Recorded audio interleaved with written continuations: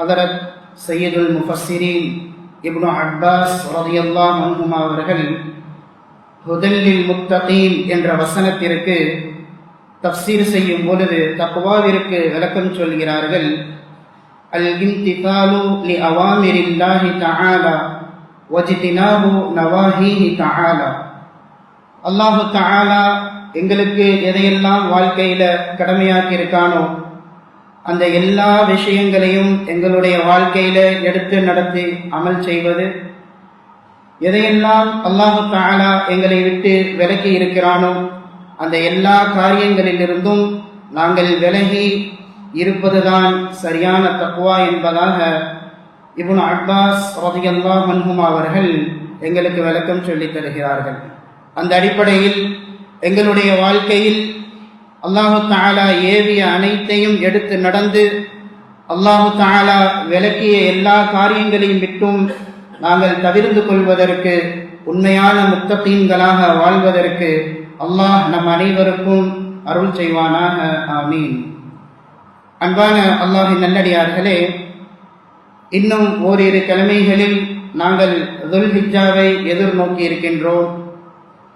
இந்த ஹஜ்ஜு எங்களுக்கு நிறைய பாடங்களை கற்றுத்தருகிறது. அதில் மிக முக்கியமான முதன்மையான ஒரு பாடமாக ஹஜ்ஜு கற்றுத்தருது.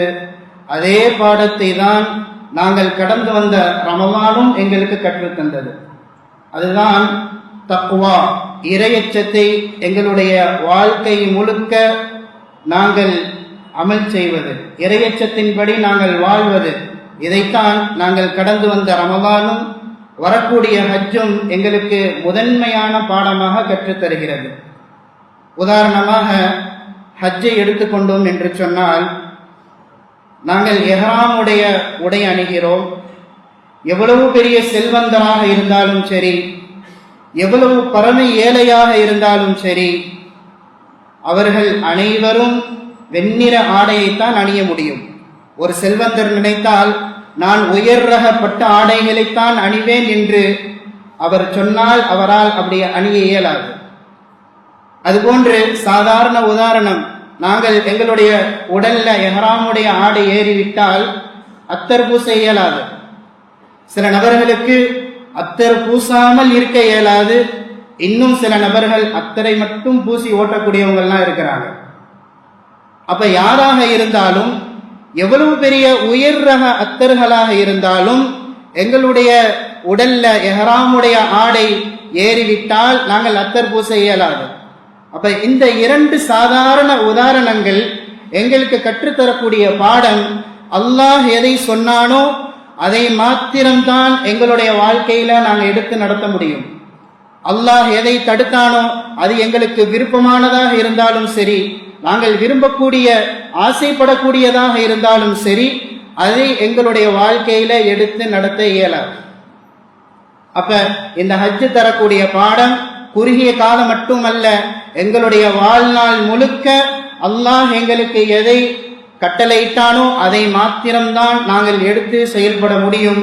அல்லாஹ் எதை தடுத்தானோ அதை எங்களுடைய வாழ்க்கையில செயல்படுத்த இயலாது. அது போன்ற இன்னொரு உதாரணம், ரம்யுல் ஜிமார். நாங்கள் ஷைத்தானுக்கு கல் எறிவோம். முதலாவது விஷயம், அங்க ஷைத்தானுக்கு கல் அடிப்படுதாங்கிறது எங்களுக்கு விளங்காது. இரண்டாவது, அந்த பொடிக்கற்கள் ஷைத்தானை என்ன செஞ்சிட போது அப்படிங்கிறது எங்களுக்கு தெரியாது.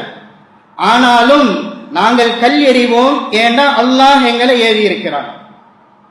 அப்ப எங்களுடைய அறிவுக்கு எட்டாது, அல்லாஹ் அதுல என்ன ஹிக்மத் வச்சிருக்கான்னு எங்களுக்கு தெரியாது. நாங்க எல்லாம் கிதாபுகளை புரட்டி பார்ப்பதும் கிடையாது.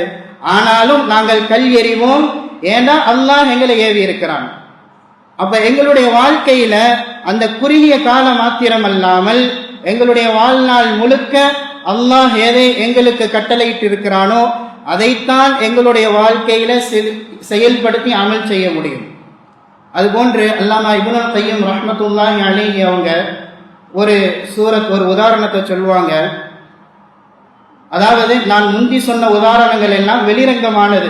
இஹ்ராமுடைய அணிவது, அத்தர் பூசுவது, ஷைத்தானுக்கு கல் எறிவது, இதெல்லாம் வெளிரங்க உதாரணங்கள். ஒருவன் ஹஜ்ஜுடைய காலகட்டத்தில் மறைமுகமாக இருக்கும் போதும் அல்லாஹ் எதை தடுத்தானோ அதிலிருந்து முழுமையாக தடுத்துக் கொள்வான். அதாவது யௌமுன் நஹர் பிறை 10 அன்று நாங்கள்லாம் மினாவிலிருந்து திரும்பி வந்த பிறகு ஹஜ்ஜுக்கு பிறகு ஹல்கு செய்து மொட்டையடித்து எங்களுடைய முதல் எஹ்ராமை நாங்கள் கலைஞ்சிருவோம். அப்படி கலைந்த பிற்பாடு எதெல்லாம் எஹ்ராம்னால ஹராமாக இருந்ததோ எல்லாம் ஹலால் ஆயிரும். ஆனால் ஜிமா மாத்திரம் நாங்கள் செய்ய இயலாது, மனைவியோடு ஒன்று கூட இயலாது. அப்படி யாருக்கு அந்த சிந்தனை அந்த இடத்துல வராது.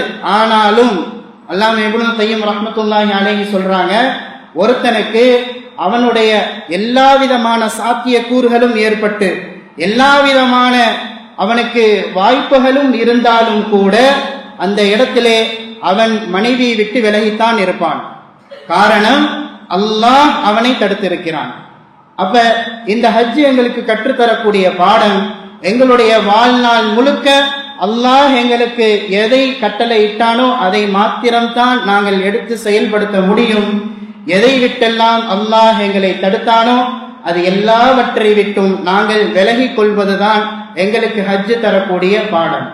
அதுபோன்று கடந்து வந்த ரமலான், உதாரணத்திற்கு ஒருத்தருக்கு சஹருக்கு நல்ல ஒரு உணவு கிடைக்குது, நல்ல அறுசுவை உணவு, நல்ல வெயிட்டான சாப்பாடு சாப்பிட்றாரு, தண்ணி குடிக்கிறாரு அல்லது தண்ணி மறந்துட்டாரு, ஏதோ உண்டு, சுகு தோந்துட்டு வராரு, நல்ல வெயில் காலம், சரியான சூடு, அப்போ கடுமையான தண்ணி தாகம் எடுக்கும். எங்களுடைய வாழ்க்கையில் அப்படி ஒரு அனுபவத்தை நாங்கள் எல்லாரும் ஒரு தடவையாவது அனுபவிச்சிருக்கோம். அப்போ கடுமையான சூடு, நல்ல தண்ணி தாகம், சமையல் அறைக்கு போறாரு, ஃப்ரிட்ஜை திறக்கிறாரு, நல்ல குளிர் காத்து அவர் மேல வீசுது, ஏசி இல்லாட்டி சரி, நல்ல குளிர் காத்து வீசுது. அங்க ஃப்ரிட்ஜுக்குள்ள ஒரு போட்டல்ல தண்ணி அடைச்சு வைக்கப்பட்டிருக்குது, நல்ல குளிர்ந்த தண்ணி, மதுரமான தண்ணீர். அவருடைய பார்வையெல்லாம் பறிக்குது, அதை எடுத்து எப்படியாவது குடிக்க வேண்டும் என்று. ஆனால் எங்கள்ல யாரும் நாங்க அப்படி செய்ய மாட்டோம். எங்களை யாரும் பார்க்கல, எங்களை சுத்தி யாரும் இல்லை, ஆனாலும் நாங்கள் அந்த காரியத்தை செய்ய மாட்டோம். காரணம், அல்லாஹ் எங்களை பார்த்து கொண்டிருக்கிறான், எங்களுடைய நோன்பு முறிந்துவிடும். அதனால எங்களுடைய அந்த தருணத்துல நாங்க யாரும் அந்த காரியத்தை செய்ய மாட்டோம். அது போன்றுதான் எங்களுடைய வாழ்நாள் முழுக்க அல்லாஹ் எதையெல்லாம் எங்களை விட்டு தடுத்தானோ அந்த எல்லா காரியங்களை விட்டும் நாங்கள் விலகி இருக்க வேண்டும். அதைத்தான் அண்ணலம் பெருமானார் ஸல்லல்லாஹு அலைஹி வஸல்லம் அவங்க சொல்லுவாங்க, இத்தகில்லாஹ ஹைசுமா குன்த். உங்களுடைய வாழ்க்கையில எங்க இருந்தாலும், எப்படி இருந்தாலும், எப்பேற்பட்ட சந்தர்ப்பம் ஏற்பட்டாலும், என்ன சிச்சுவேஷனாக இருந்தாலும் அல்லாஹ்வை நீங்கள் அஞ்சிக் கொள்ளுங்கள் என்று நபி அவர்கள் நமக்கு கட்டளையிடுறாங்க. புகாரி முஸ்லீமுடைய ஒரு பிரபலமான ஹதீஸ் நாங்கள் எல்லாம் அதிகமா கேள்விப்பட்டிருப்போம். 3 நபர்கள் குகைக்குள்ள சிக்கிக்கிறாங்க.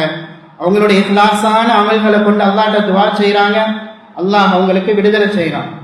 அப்ப இந்த ஹதீஸ்ல ஒரு நபரை பத்தி அண்ணல் பெருமானார் ஸல்லல்லாஹு அலைஹி வஸல்லம் அவங்க சொல்லும் பொழுது, அல்லாஹும்ம இன்னஹு கானத் லி இப்னத்து அம்மின், யா அல்லாஹ் எனக்கு ஒரு சொந்தக்கார பெண் இருந்தால், கானத் அஹப்பன் நாஸி இலைய, அவள் தான் எனக்கு மக்களிலேயே ரொம்பவும் நேசத்திற்குரியவள், எனக்கு மிகவும் பிரியமானவள், நான் நேசிக்கக்கூடிய ஒரு பெண். நான் அவளை அடைவதற்கு எவ்வளவோ முயற்சி செய்தேன். ஃபம்தனஅத் மின்னி, ஆனால் அவள் என்னிடமிருந்து தடை போட்டே வந்தாள். ஆனால் ஒரு காலம் வந்தது, ஃபஅலம்மத் பிஹா சனத்தும் மினஸ் சினீன், அவளுக்கு ஒரு கஷ்டமான காலம் ஒன்று வந்தது. ஃபஜாஅத்னி, என்னிடத்திலே வந்தாள், உதவி கூறினாள். நான் அவளுக்கு உதவியும் செய்தேன், 120 தீனார்கள் கொடுத்து உதவி செய்தேன். ஆனால் ஒரு நிபந்தனையும் வைத்தேன், அன் துஹல்லிய பைனி வ பைன நஃப்ஸிஹா, என்னுடைய இச்சைக்கு அவளை இரையாக்க வேண்டும் என்று நான் அவளிடத்திலே நிபந்தனை வைத்தேன். அவளுடைய சூழ்நிலை, அவள் ஒத்துக்கொண்டாள், அவள் ஒத்துக்கொண்டாள். ஆனால் நான் அவளை நெருங்கிய சமயத்தில் அவளுடைய உள்ளத்திலிருந்து வந்த வார்த்தை, இத்தகில்லாஹ், அல்லாஹ்வை அஞ்சிக்கொள், அல்லாஹ்வை அஞ்சிக்கொள், ஹலாலான முறை அன்றி என்னிடத்திலே நீ ஒன்று சேர இயலாது என்று அவளுடைய உள்ளத்திலிருந்து வந்த அந்த வார்த்தை என்னுடைய உள்ளத்தை உலுக்கியது. நான் பயந்தேன், அல்லாஹ்வை அஞ்சினேன். யா அல்லாஹ், இந்த காரியத்தை உனக்காண்டி நான் செய்திருந்தா என்னுடைய இந்த சூழ்நிலையிலிருந்து என்னை நீ பாதுகாத்துன்னு அவருக்கு துஆ கேட்பாரு. அல்லாஹ் அவருக்கு வெற்றியும் கொடுத்தான். அப்ப எங்களுடைய எல்லா சூழ்நிலையும் அல்லாஹ் பார்த்து கொண்டு தான் இருக்கிறான். எங்களுடைய மறைமுகத்தையும் எங்களுடைய வெளிரங்கத்தையும் நாங்கள் ரகசியமாக செய்யக்கூடிய எல்லாவற்றையும் அல்லாஹ் பார்க்கிறான். அவருடைய அந்த காரியத்தை யாரும் பார்க்கல, யாருக்கும் தெரியாது, அல்லாஹுக்கு மாத்திரம்தான் தெரிந்திருந்தது. அதனால் அல்லாஹ் அவருக்கு வெற்றியும் கொடுத்தான். அப்ப எங்களுடைய எல்லா சூழ்நிலையும் அல்லாஹ் கண்காணிக்கின்றான். யஅலமு ஹாயினத்தல் அயுனி வமா துஃபிஸ் சுதூர். உங்களுடைய கண்கள் செய்யக்கூடிய மோசடிகள், உங்களுடைய உள்ளங்களிலே நீங்கள் மறைத்து வைத்திருக்கக்கூடிய எல்லாவற்றையும் அல்லாஹ் அறிகிறான். ஆக எங்களுடைய வாழ்க்கையில எந்த சந்தர்ப்பத்திலும் அல்லாஹுக்கு மாற்றமாக நாங்கள் செயல்பட இயலாது. ஏன்னா எங்களுடைய எல்லாவற்றையும் அல்லாஹ் கண்காணித்துக் கொண்டிருக்கிறான். ஒரு தடவை அலி ரலியல்லாஹு அன்ஹு அவங்கள்ட்ட ஒருத்தர் வந்து கேட்டாரு, தக்வா, தக்வா என்றால் என்ன என்று கேட்டார். அப்ப அலி ரலியல்லாஹு அன்ஹு அவங்க சொன்னாங்க, அல் ஹௌஃபு மினல் ஜலீல் வல் அமலு பித் தன்ஸீல் வல் ரிதா பில் கலீல் வல் இஸ்திஅதாது லியௌமிர் ரஹீல். அன்பான அல்லாஹ் நல்லடியார்களே, அலி ரலியல்லாஹு அன்ஹு அவங்க தக்வாவிற்கு 4 இலக்கணங்கள் சொன்னாங்க. எங்களுடைய வாழ்க்கையில அந்த 4 இலக்கணங்கள், தக்வாவிற்குண்டான அடையாளங்கள் இருந்தால் அல்ஹம்துலில்லாஹ், அல்லாஹுக்கு நாங்கள் நன்றி செலுத்தி இறுதி மூச்சு வரையிலும் அதிலே நாங்கள் நிலைத்து நிற்க வேண்டும். அப்படி எங்களுடைய வாழ்க்கையில ஏதோ ஒன்று தக்வாவுடைய அடையாளங்கள்ல இல்லைண்டா நாங்க அதை எடுத்து நடப்பதற்கு முயற்சி செய்ய வேண்டும். முதலாவது அலி ரலியல்லாஹு அன்ஹு அவங்க சொன்னாங்க, அல் ஹௌஃபு மினல் ஜலீல், அல்லாஹ்வை பற்றிய அச்சம் எங்களுடைய உள்ளத்துல எந்த சந்தர்ப்பத்திலும் இருந்து கொண்டே இருக்க வேண்டும். சஹாபாக்களுடைய வாழ்க்கையை எடுத்து பார்த்தா சுப்ஹானல்லாஹ், எப்படியெல்லாம் சஹாபாக்கள் அல்லாஹ்வை அஞ்சி இருந்தார்கள் எங்களுக்கு நிறைய இடங்கள்ல கிதாபுகள்ல பார்க்க இயலும். அல்லாமா இப்னு கதீர் ரஹ்மத்துல்லாஹி அலைஹி அவங்க அல் பிதாயா வன் நிஹாயா கிதாபுல பதிவு செய்யறாங்க. உமர் ரலியல்லாஹு அன்ஹு அவர்களை பத்தி பதிவு செய்யும் போது, வகான யுரா ஃபீ வஜ்ஹிஹி ஹத்தானி அஸ்வதானி பிகத்ரத்தில் புகாஇ மின் ஹஷ்யத்தில்லாஹ். அல்லாஹ்வை பற்றி அஞ்சி அஞ்சி அல்லாஹ்வினுடைய அந்த பயத்தினால உமர் ரலியல்லாஹு அன்ஹு அவங்க அழுது அழுது அவங்களுடைய முகங்கள்ல அவங்களுடைய முகத்துல 2 கருமை கோடுகளை நாங்க பார்க்க இயலும். அந்த அளவிற்கு அல்லாஹ்வின் மீது அச்சம்.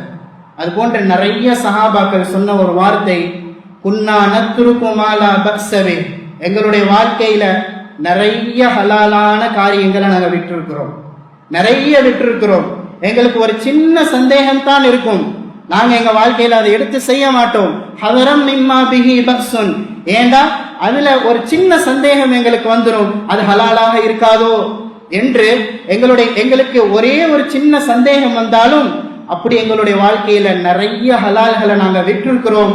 வமா தரக்னாஹு இல்லா மின் ஹஷ்யத்தில்லாஹ், அல்லாஹ்வின் மீது உள்ள பயத்தினால் தான் நாங்கள் அந்த எல்லா காரியங்களையும் விட்டோம் என்று நிறைய சஹாபாக்கள் இந்த வார்த்தையை பதிவு செய்யறாங்க. அபு ஹனீஃபா ரஹ்மத்துல்லாஹி அலைஹி அவங்கள பத்தி வரலாறுகள்ல நாங்க பார்க்கிறோம். அவங்க வளமையா ஒரு மஜ்லிஸ் நடத்துவாங்க, ஒரு வீட்டுடைய நிழல்ல மஜ்லிஸ் நடத்துவாங்க. அப்ப அந்த வீட்டுடைய சொந்தக்காரர் ஒருத்தர் அபு ஹனீஃபா ரஹ்மத்துல்லாஹி அலைஹிட்ட கடன் வாங்குறாரு. அப்ப அவர் கடன் வாங்கிய அந்த சமயத்திலிருந்து அபு ஹனீஃபா ரஹ்மத்துல்லாஹி அலைஹி அந்த நிழல்ல ஒதுங்குவது கிடையாது. அப்ப மக்கள் கேட்டாங்க, ஏன் நீங்க இவ்வளவு காலமா இந்த நிழல்ல தானே ஒதுங்கி கொண்டு இருந்தீங்க, இப்ப ஏன் ஒதுங்குறது இல்லை என்று கேட்கும் போது அபு ஹனீஃபா ரஹ்மத்துல்லாஹி அலைஹி சொன்னாங்க, அவர் இதுவரையும் என்னிடத்துல எந்த கடனும் வாங்கல, நான் அவரிடத்துல தைரியமா ஒதுங்கி கொண்டிருந்தேன். ஆனா இப்ப அவர் என்கிட்ட கடன் வாங்கி இருக்கிறாரு, அவருடைய கடனை இன்னும் நான் திருப்பி மீட்டல. அப்ப இப்ப அவரிடத்திலிருந்து ஒரு சின்ன உதவி கூட நான் அடைவது ரிபாவாயிருமோ என்று நான் பயப்படுறேன்.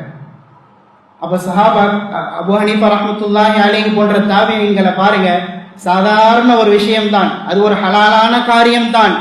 ஆனாலும் அவங்களுக்கு பயம், எங்க அது ரிபாவாயிருமோ, அல்லாஹ் ரசூலோடு போர் செய்வதற்கு சமமாக ஆயிருமோ என்று அவர்களுடைய அந்த பயம்.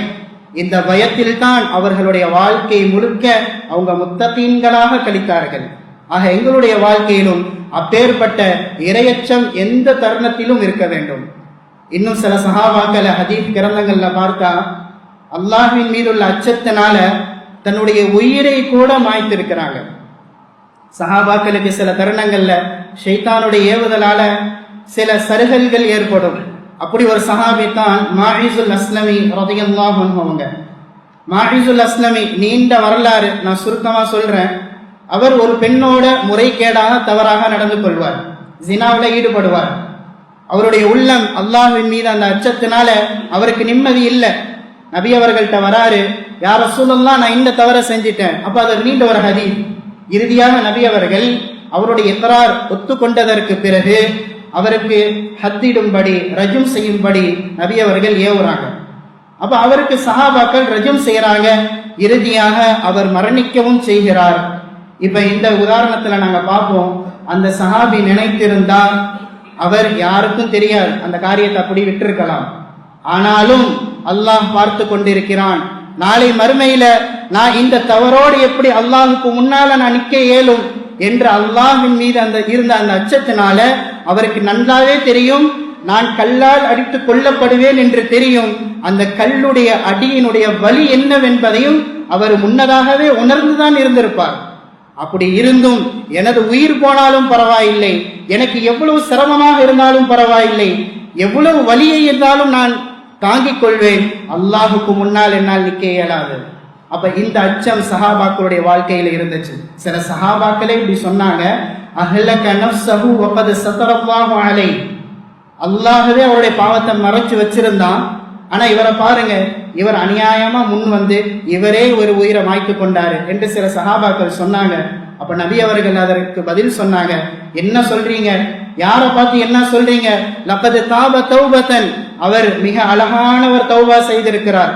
லவ் தாபஹா லவ் குஸிமத் அலா உம்மத்தின், அவருடைய இந்த தௌபாவை ஒரு சமுதாய மக்கள் அனைவருக்கும் பிரித்து கொடுத்தாலும் லகஃபத், அவர்களுடைய எல்லோருடைய பாவங்களும் மன்னிக்கப்படுவதற்கு இந்த தௌபாவே போதுமானது என்று நபி அவர்கள் அவருக்காக பேசினார்கள்.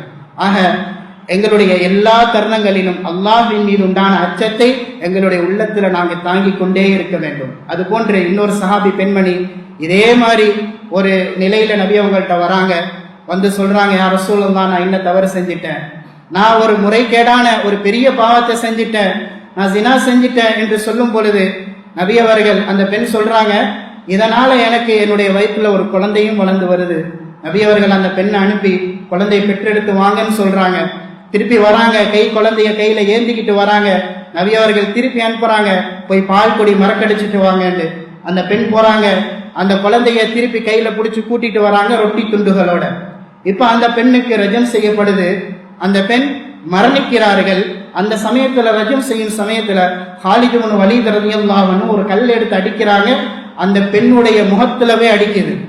இவங்க இரக்கமெல்லாம் படாம அந்த பெண்ணை கடுமையான வார்த்தைகளால திட்டுறாங்க.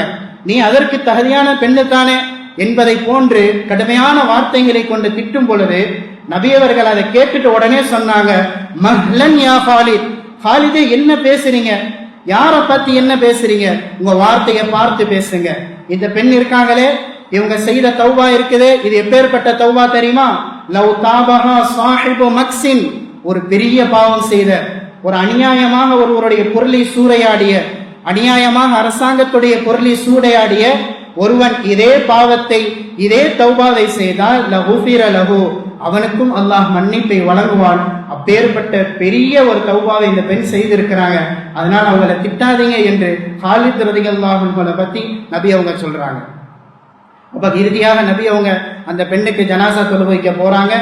அப்போ உமர் ரலியல்லாஹு அன்ஹு கேட்கிறாங்க, அத்து ஸல்லி அலைஹா வகத் ஸனத், யா ரசூலல்லாஹ், இந்த பெண் ஸினா செய்திருக்க, இவங்களுக்கு நீங்க தொலை வைக்க போறீங்களா அப்படின்னு கேட்கும் பொழுது அண்ணல பெருமானார் ஸல்லல்லாஹு அலைஹி வஸல்லம் சொன்னாங்க, உமரே என்ன சொல்றீங்க, இந்த பெண்ணுடைய தௌபா எவ்வளவு மகத்துவமான தௌபா தெரியுமா, எவ்வளவு உன்னதமான தௌபா தெரியுமா? மதீனாவாசிகள்ல 70 நபர்களுக்கு இந்த பெண்ணுடைய தௌபாவை நாங்க பங்கிட்டு கொடுத்தா லவஸிஅத்ஹும், அந்த அனைவருடைய பாவங்களும் மன்னிக்கப்படும். அவ்வளவு மகத்துவமான தௌபாவை இந்த பெண் செஞ்சிருக்கிறாங்க என்று சொல்லிட்டு நபி அவங்க சொன்னாங்க, வஹல் வஜத்த தௌபத்தன் அஃதல மின் ஜாதத் நஃப்ஸஹா லில்லாஹி தஆலா, அல்லாஹ்வுக்காக தன்னுடைய உயிரையே மாய்த்து கொண்ட ஒரு சிறந்த தௌபாவை விட ஒரு தௌபாவை நீங்க உங்க வாழ்க்கையில பார்த்திருக்கீங்களா என்று அண்ணல பெருமானார் ஸல்லல்லாஹு அலைஹி வஸல்லம் அவங்க உமர் ரலியல்லாஹு அன்ஹு கேட்டாங்க. அன்பான அல்லாஹ்வின் நல்லடியார்களே, நாங்க யோசிச்சு பார்க்கணும், அந்த பெண் முதலாவது முறையீட்டுக்கு பின்னால கிட்டத்தட்ட 2.25 வருஷம் கழித்து அந்த தண்டனை கொடுக்கப்படுது. அப்படி என்றா அந்த 2.25 வருஷத்துல அந்த பெண்ணுடைய மனம் மாறி இருக்கலாம், 2.25 வருஷத்துல அந்த பெண்ணுடைய மனம் மாறி இருக்கலாம். குறிப்பாக அந்த பச்சிளம் குழந்தையை கையில தூக்கி கொண்டு வரும்போது மனம் மாறி இருக்கலாம். அதையும் தாண்டி அந்த பிள்ளை வளர்ந்து தன்னுடைய தாயோடு விளையாடக்கூடிய அந்த சமயத்திலாவது மனம் மாறி இருக்கலாம். ஆனால் அல்லாஹ்வின் மீது இருந்த அச்சம் அந்த பெண்ணுடைய மனதை மாற்றவில்லை.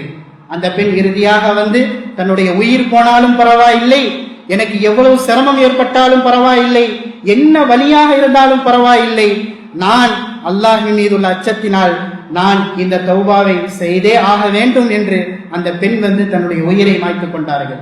ஆக அல்லாஹ்வின் நல்லடியார்களே, இதுதான் சஹாபாக்களுடைய ஹவுஃப்.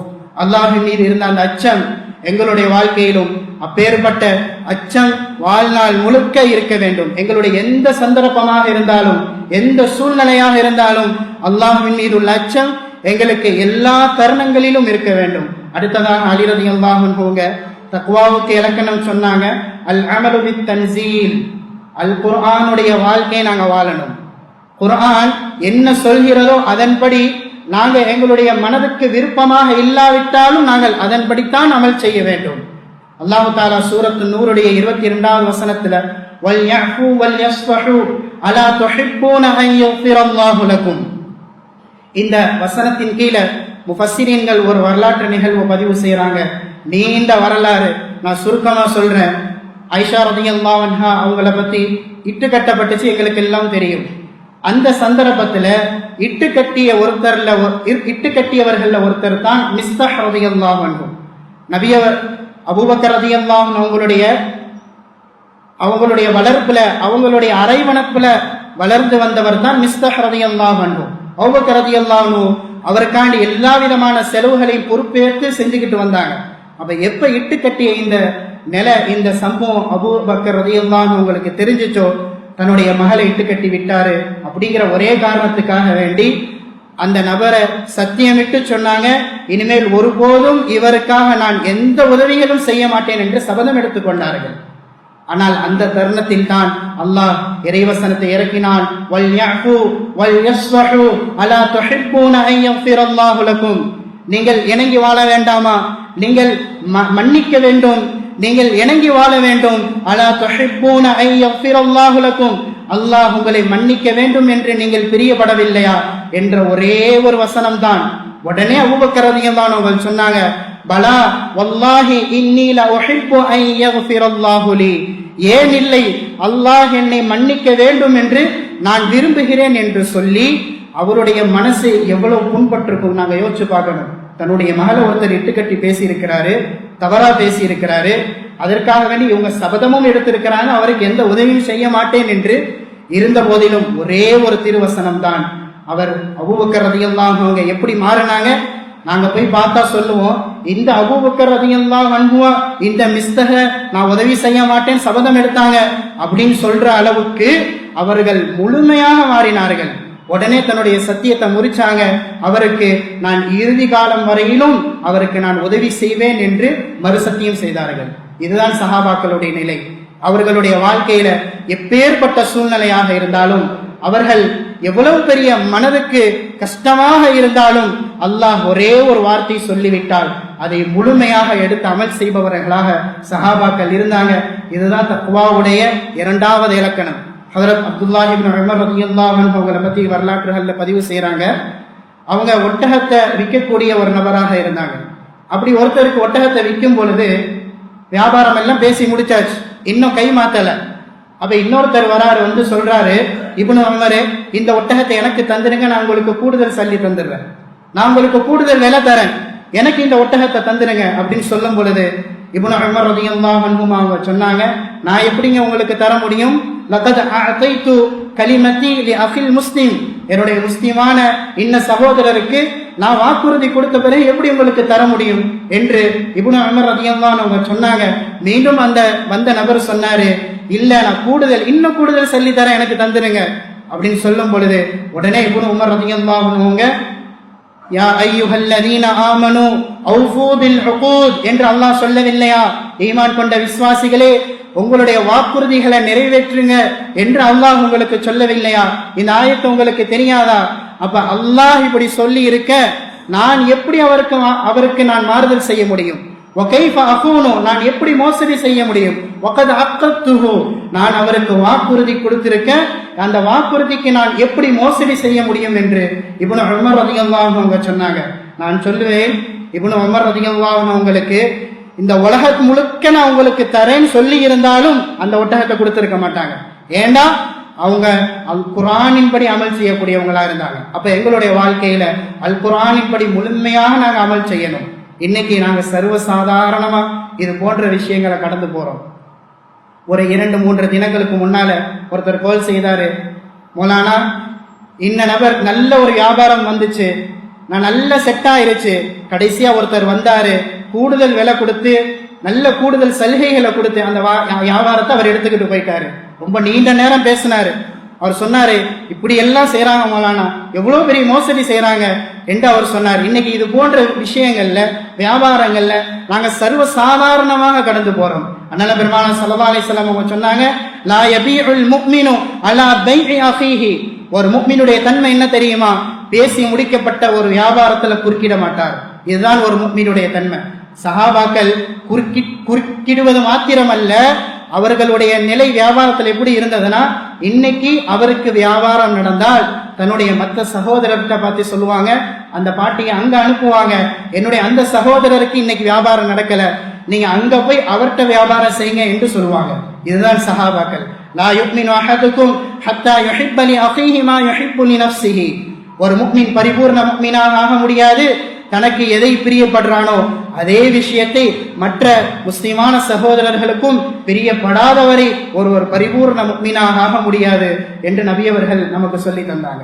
அப்ப எங்களுடைய வாழ்க்கையில இது போன்ற விஷயங்கள்ல நாங்க ரொம்ப கவனமா இருக்கணும். ஒரு முஃமின் இந்த இன்டென்ஷன்ல இந்த நியத்துல அவன் வியாபாரம் செய்ய மாட்டான்.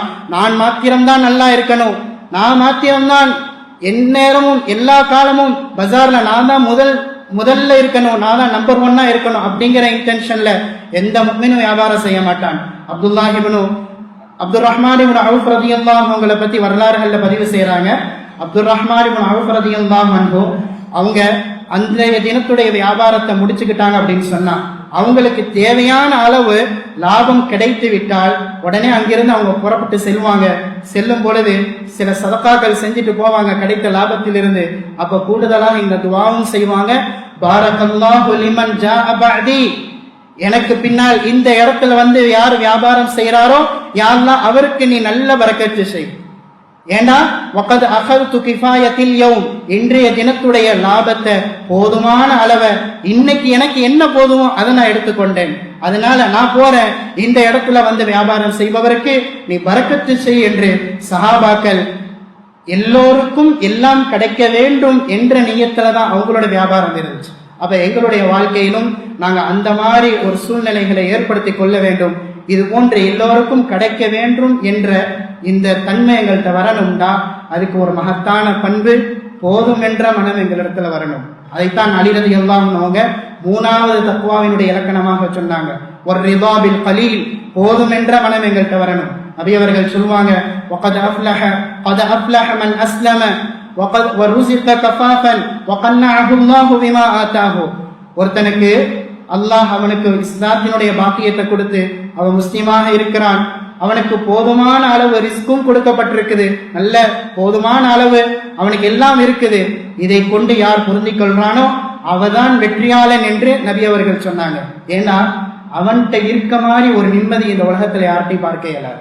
யார்கிட்ட போதும் என்ற மனம் இருக்குதோ அவனை மாதிரி ஒரு நிம்மதியான ஒருத்தனை இந்த உலகத்துல பார்க்கவே இயலாது. அல்லாமா ஹஸனுல் பஸ்ரி ரஹ்மத்துல்லாஹி அலைஹி அவங்கள்ட்ட சில நபர்கள் வந்தாங்க. வரும்போது அவங்க காஞ்ச ரொட்டியையும் சாதாரண தண்ணியும் வச்சு சாப்பிட்டு கொண்டு இருந்தாங்க. அப்ப வந்தவர்கள் கேட்டாங்க, ஏன் நல்ல சாப்பாடு சாப்பிடக்கூடாதா, நல்ல மதுரமான பானங்கள் அணியக்கூடாதா, குடிக்க கூடாதா அப்படின்னு கேட்கும் பொழுது ஹஸனுல் பஸ்ரி ரஹ்மத்துல்லாஹி அலைஹி சொன்னாங்க, ஹாதா மின் நிஅமில்லாஹ், சுப்ஹானல்லாஹ், பாருங்க இருப்பது என்னவோ காஞ்ச ரொட்டி சாதாரண தண்ணி, அதை வச்சு சாப்பிட்டுக்கிட்டு இருக்கிறாங்க. ஆனா அவங்க சொல்றாங்க இது அல்லாஹ் எங்களுக்கு செய்த நிஅமத். அப்ப யார்கிட்ட போதும் என்ற மனம் இருக்குதோ அவங்கதான் அல்லாஹ்வுடைய நிஅமத்தை வழங்குவாங்க. ஏன்னா நபி அவங்க சொன்னாங்க, உன்துரு இலா மன் ஹுவ அஸ்ஃபல மின்கும் வலா தன்துரு இலா மன் ஹுவ ஃபௌககும் ஃபஹுவ அஜ்தரு. நீங்க உங்களுடைய வாழ்க்கையில உங்களுக்கு கீழே உள்ளவங்க, உங்களுடைய கீழ்த்தரத்துல உள்ளவங்களை நீங்க பாருங்க, உங்களுக்கு மேல் தரத்துல உள்ளவங்களை நீங்க பார்க்காதீங்க. அதுதான் உங்களுக்கு சிறந்தது. அப்பதான் நீங்க அல்லாஹுக்கு நன்றி செலுத்துவீங்க. அப்ப எங்களுடைய மேல் உள்ளவங்களை பார்த்தா நாங்க நன்றி செலுத்துவோமா? என்ன அவனுக்கு இவ்வளவு இருக்குது, எனக்கு ஒண்ணுமே இல்லையே அப்படின்னு அல்லாஹ்வுடைய நியாமத்தை மறுக்கத்தான் செய்வோம். ஆனா எங்களுடைய கீழ் நிலையில உள்ளவங்களை நாங்க பார்த்தா அல்லாஹ் எங்களை நல்லா வச்சிருக்கிறானே என்று அல்லாஹுக்கு நாங்க நன்றி செலுத்துவோம். அப்ப மூன்றாவதாக அலி ரலியல்லாஹு அவங்க சொன்ன இலக்கணம் அர்-ரிதா பில் கலீல், போதும் என்ற மனம் எங்களிடத்தில் இருக்கணும். நான்காவது அலி ரலியல்லாஹு அவங்க சொன்னாங்க அல்-இஸ்திஅதாது லியௌமிர் ரஹீல், நாளை மறுமையுடைய தயாரிப்புல எந்நேரமும் நாங்க இருந்து கொண்டே இருக்கணும்.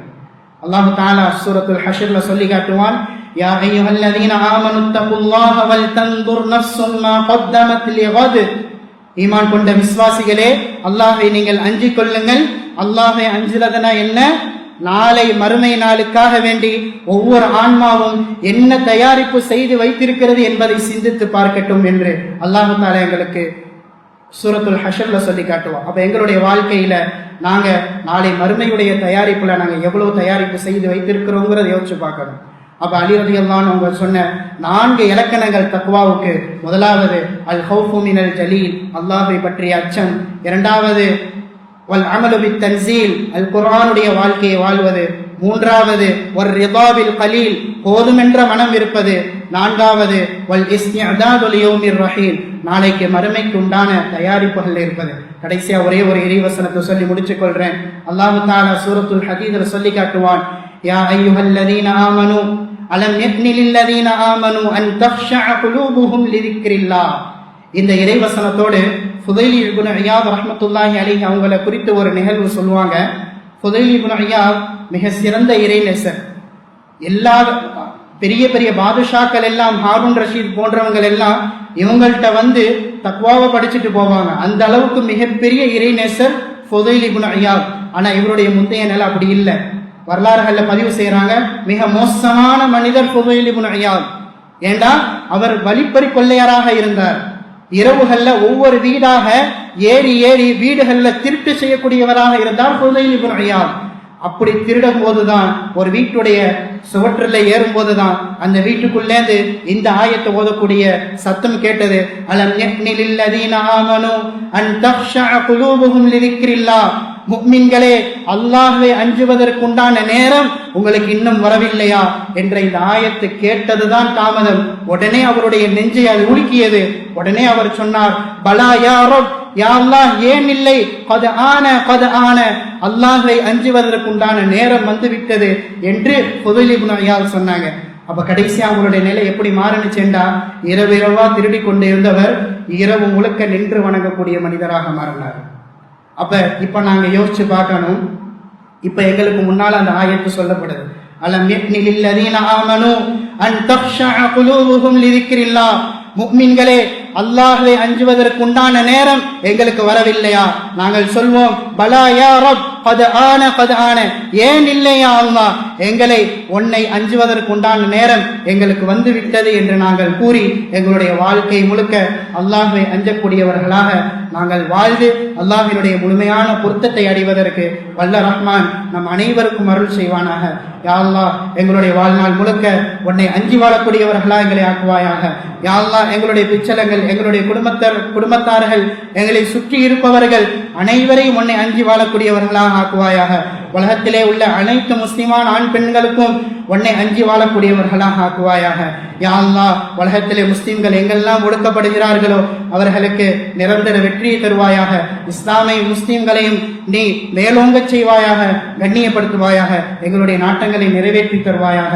ரப்பனா ஆத்தினா ஃபித் துன்யா ஹஸனா وفي الآخرة حسنة وقنا عذاب النار وصلى الله على سيدنا محمد وآله وصحبه أجمعين وآخر دعوانا أن الحمد لله رب العالمين.